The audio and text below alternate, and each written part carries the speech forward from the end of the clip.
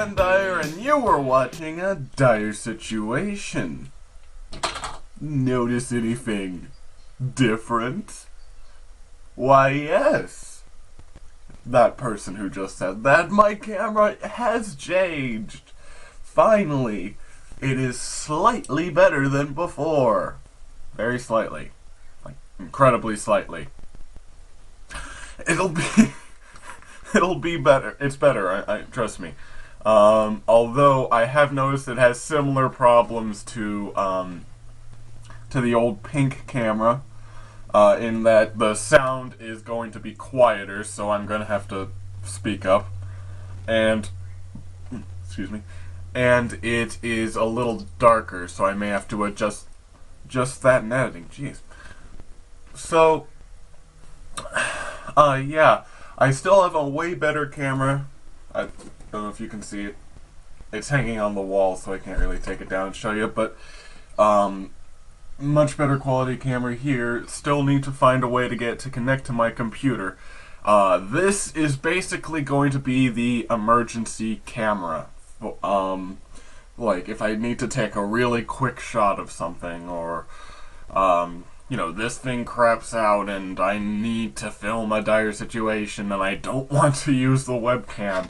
This thing costs like 15 bucks, so I'll just use that. It makes sense.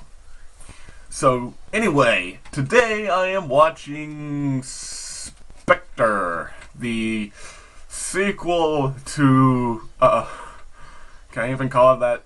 The continuation in the ever elongated franchise of James Bond.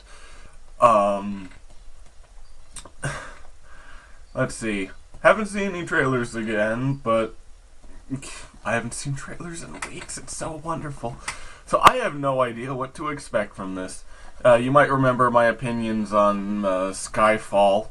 It was, at the time I was really disappointed in it just because I don't know, I was expecting like a higher level of action film, you know, and instead it was just kind of plain, and yeah, that's basically it. Like, there were so many spy films this year. I think this is the last, and it's competing with all of them essentially, so it's gonna have to really stick itself out there if it wants to keep an audience, at least in my opinion. So I don't know. I'm hoping it gets out of its shell, so to say. Yeah, I'll see you afterwards. Okay. So this started off with a pretty cool sequence. It was in it was like a Day of the Dead festival, Dios de los Muertos festival in Mexico City. Lots of good, you know, costuming and stuff going on there. It looked pretty cool and drew you in for the first 2 minutes, and then it started to drag, and that's kind of this movie in a nutshell, sadly. It's a 2.5-hour movie that felt like it could have easily been 90 minutes if they just trimmed it down a little. There's not much excuse to have it be this long. At least with something like, I don't know, Bridge of Spies, there's a lot of stuff that they're covering, but in this, Jesus, it really is kind of a snoozer, quite sadly. Story-wise, it's the exact same premise. I'm like word-for-word premise of Mission Impossible: Rogue Nation, and plot details-wise, it's the same story as Skyfall. So even amongst itself, its own series, it's not being original.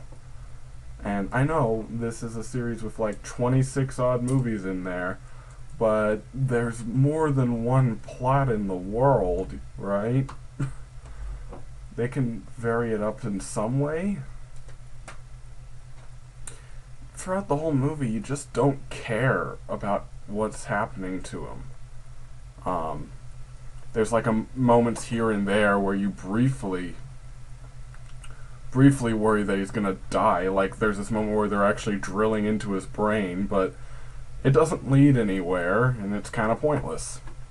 The ending is a pretty climatic battle scene, but there's no connection to the audience. It's lame. This whole movie's lame. Just like Skyfall, in my opinion. Maybe worse.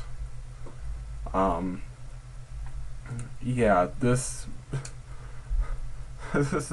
one's definitely not giving James Bond a very good name to me. I mean, Skyfall was the first ever James Bond movie I saw, and I was disappointed by it.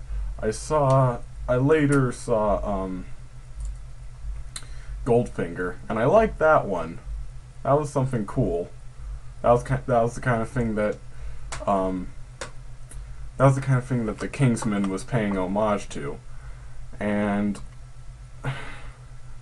yeah, I can understand they want to evolve and move on past that kind of goofiness, but can they move on into something more interesting than this? This is so boring. I couldn't care less what these people were doing and why, or what their motivations were and why. Jeez.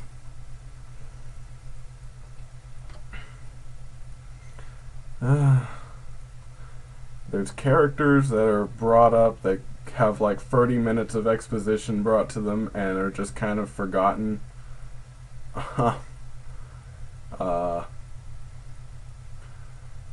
There's